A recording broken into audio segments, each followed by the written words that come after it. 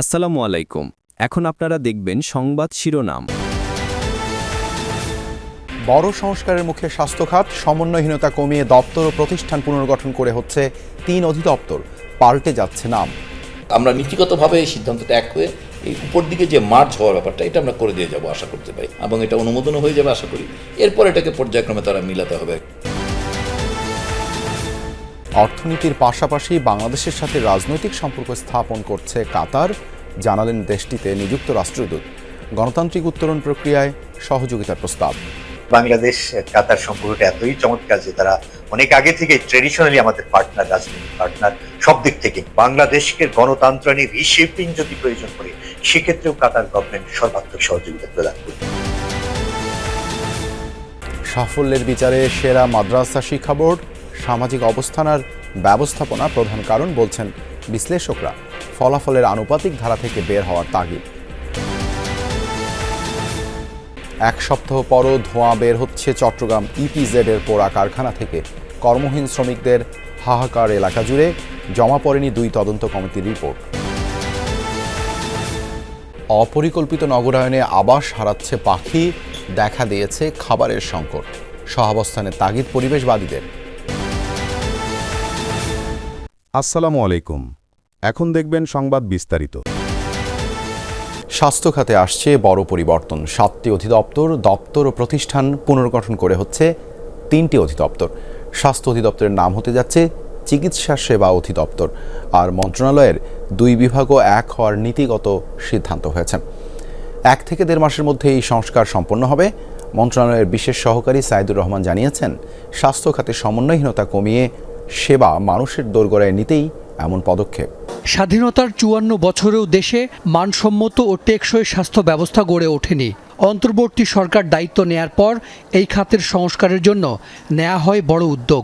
বাস্তবায়ন হতে যাচ্ছে সংস্কারের সুপারিশ। সেবা, শিক্ষা ও গবেষণা, স্বাস্থ্যের পুরো কার্যক্রম চালাতে আছে 7টি প্রতিষ্ঠান। এগুলো হলো স্বাস্থ্য অধিদপ্তর, স্বাস্থ্য শিক্ষা অধিদপ্তর, পরিবার পরিকল্পনা অধিদপ্তর, নার্সিং ও মিডওয়াইফারি অধিদপ্তর, জাতীয় পুষ্টি পরিষদ, স্বাস্থ্য অর্থনীতি ইনস্টিটিউট, জাতীয় জনসংখ্যা গবেষণা ও প্রশিক্ষণ ইনস্টিটিউট। হাজার হাজার পদ আছে, এই পদগুলোকে অ্যালাইন করা তো খুবই কঠিন। মানে এইগুলোকে এই গ্রেড মিলিয়ে অ্যালাইনমেন্ট হওয়াটা সেটা একটা লম্বা প্রসেস, বাট আমরা নীতিগতভাবে এই সিদ্ধান্তটা এক হয়ে এই উপর দিকে যে মার্চ হওয়ার ব্যাপারটা এটা আমরা করে দিয়ে যাব আশা করতে পারি, এবং এটা অনুমোদনও হয়ে যাবে আশা করি।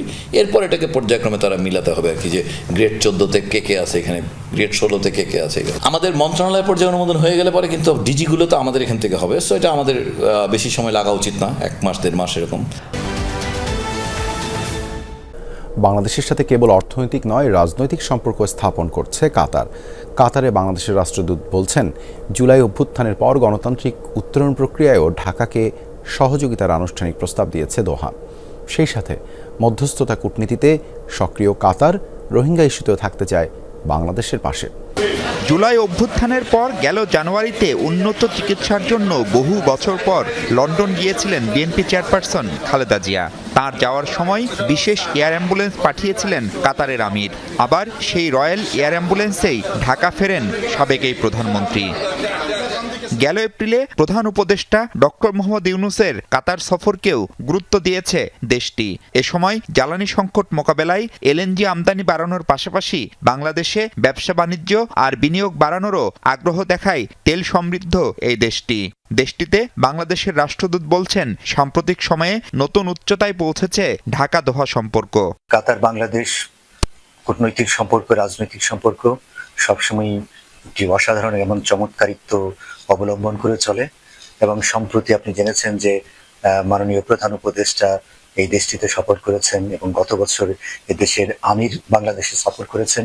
এবং এই 2 নেতৃবৃন্দের, শীর্ষ নেতৃবৃন্দের সফরের পর একটি বিষয়ে ওনারা একমত হয়েছেন যে বাংলাদেশ কাতার সম্পর্কটা, আমাদের যে ঐতিহ্যগত সম্পর্ক রয়েছে সেটি অব্যাহত রাখা। এবারের এইচএসসি ও সমমানের পরীক্ষায় শুধু পাশের হারে নয়, জিপিএ 5-এর দিক থেকেও 5টি বোর্ডের চেয়ে এগিয়ে মাদ্রাসা শিক্ষা বোর্ড। স্বাভাবিকভাবেই প্রশ্ন জাগে, তাদের প্রশ্নপত্র কি সহজ, অথবা উত্তরপত্রে কি তুলনামূলক বেশি নম্বর দেয়া হয়? সংশ্লিষ্টরা অবশ্য উড়িয়ে দিতে চান সেসব উদ্বেগ। তারা বলছেন, আন্তঃশিক্ষা বোর্ড সমন্বয় কমিটি বেঁধে দেয় প্রশ্নপত্রের ধরন ও নিয়ম। বড় হওয়ার সুপ্ত বাসনা থেকেই বেশি পড়াশোনা করে মাদ্রাসার শিক্ষার্থীরা। এবার এইচএসসিতে সাধারণ বোর্ডে 10,47,242 পরীক্ষার্থীর মধ্যে পাশ করেছেন 6 লাখেরও কম, আর সমমানের মাদ্রাসা বোর্ডে 82,809 পরীক্ষার্থীর মধ্যে পাশ করেছেন 62,609 জন। শুধু এবার নয়, গেল 5 বছর কখনোই 90% নিচে নামেনি মাদ্রাসা বোর্ডের পাশের হার। স্কুলের টিচাররা যেমন ট্রেনিং পান, আমার মাদ্রাসা শিক্ষকের এরকম ট্রেনিং পান। ওই একই কাঠামোতে প্রশ্ন হয়, মাদ্রাসার প্রশ্ন, স্কুলের প্রশ্ন, কলেজের প্রশ্ন, একই কাঠামোবদ্ধ, একই ধরনের প্রশ্ন হয়। কাজে ওখানে প্রশ্নের মান বা করানো বেশকম করার কোনো সুযোগ। চট্টগ্রাম ইপিজেডে আগুনের লেলিহান শিখায় পোড়া সেই কারখানা এখন ধ্বংসস্তূপ। শ্রমিকদের কোলাহল, কর্মচাঞ্চল্যের চিহ্ন মাত্র নেই। অগ্নিকাণ্ডের 8 দিন পরও বের হচ্ছে ধোঁয়া। সেদিনের ভয়াবহতা এখনও ভুলতে পারছেন না শ্রমিকরা। জমা পড়েনি 2 তদন্ত কমিটির রিপোর্ট। ইপিজেডের মতো বিশেষায়িত অঞ্চলে অগ্নি নিরাপত্তা নিশ্চিত করার তাগিদ বিশেষজ্ঞদের। খানেক আগেও চট্টগ্রাম ইপিজেডে অ্যাডামস ক্যাপ ও জিনহং মেডিকেল নামে কারখানা দুটি ছিল কর্মচাঞ্চল। এখন অনেকটা ধ্বংসস্তূপ, নেই কোলাহল, কর্মযোগ্য। কারখানার কয়েকটি ফ্লোর থেকে এখনও ধোঁয়া বের হচ্ছে। ইপিজেডের মতো সংরক্ষিত অঞ্চলে কারখানায় ভয়াবহ অগ্নিকাণ্ডের ঘটনায় শ্রমিকদের আতঙ্ক কাটেনি এখনও। আশেপাশে মানুষ অনেক ভয় পাইছে। আসলে এই বিজয়টা আগে কখনো এরকম দেখিনি, এটাই প্রথম। ভয়ানক, আমার কাছে ছবি তো আছে, ভয়ানক ধুমা পুরা কালো হয়ে গেছে। ফায়ার সার্ভিস উচিত প্রত্যেকটা ফ্যাক্টরিতে গিয়ে এনশিওর করা এবং শ্রমিকদের নিরাপত্তা নিশ্চিত করা। একটা শ্রমিক হারানো মানে হচ্ছে একটা পরিবার ধ্বংস হওয়া।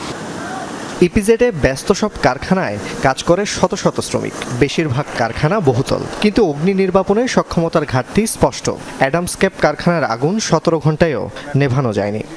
যদি অক্ষমতা থাকে সেটা আসলে প্রকাশ করা উচিত। অনেক ক্ষেত্রে আমরা দেখি যে একটা ঘটনা ঘটছে, সেটা আমরা কিভাবে আমরা একটু হাইড করে নিজেকে সেভ করব, ওইটা করতে গিয়ে হয় কি আরেকটা বড় ধরনের দুর্ঘটনা আমরা সম্মুখীন হই। আমরা যারা থাকি রাজধানী ঢাকায় সবশেষ কবে ঘুম থেকে উঠে পাখির ডাক শুনেছি মনে কি পড়ে? বেশ খানিক সময় ভাবতে হচ্ছে, কারণ এই শহরে হাতে গোনা কয়েকটি জায়গা ছাড়া কোথাও আর পাখি নেই। পাখিদের থাকার জায়গা, খাবার দাবার সবই নিয়ম করে ধ্বংস হচ্ছে অতি নগরায়নের থাবায়। ধ্বংসের এই খেলা মানুষকে কোথায় গিয়ে থামাবে তা নিয়ে বেশ ভাবারও প্রয়োজন রয়েছে। পূব দিকের লাল আভার সাথে চড়ুই পাখির এই কিচিরমিচির শব্দ জানান দিচ্ছে দিনের শুরুর। গাছের ফাঁকে বসে থাকা চড়ুইগুলো হয়তো এখনই পরিকল্পনা সেরে নিচ্ছে কে কোথায় যাবে খাদ্য সংগ্রহে। রাজধানী ঢাকায় এমন দৃশ্য দেখতে পাওয়া বেশ বিরল ঘটনা। এই শহর এখন আর পাখিদের নয়। গেল 2 দশকে গাছপালা শুধু কাটাই পড়েছে, তৈরি হয়েছে সুবিশাল সব অট্টালিকা। তার বিপরীতে বাড়েনি সবুজ। ফলে পাখিরা যেখানে খানিক জুৎসই জায়গা পাচ্ছে সেখানেই নিচ্ছে আশ্রয়। পাখি তো তার আবাসস্থল যদি নষ্ট হয়, তার খাবার না থাকে, তার যদি সেখানে বেঁচে থাকার উপকরণ না থাকে, সে সেখানে প্রজনন করতে না পারে, তাহলে তো সেখানে সে টিকতে পারবে না। এবং সেখানে টিকতে না পারলে সে অন্যত্র যেতে হবে। অন্যত্র গিয়েও যদি সে নিজেকে খাপ খাইয়ে নিতে না পারে, তাহলে তো পুরো দেশেই বা পুরো জায়গাতেই সে থাকতে কোনোভাবেই পারছে না। খুব নির্দিষ্ট করে 2-3টি জায়গা ছাড়া রাজধানীতে পাখি থাকার আর কোনো জায়গা নেই।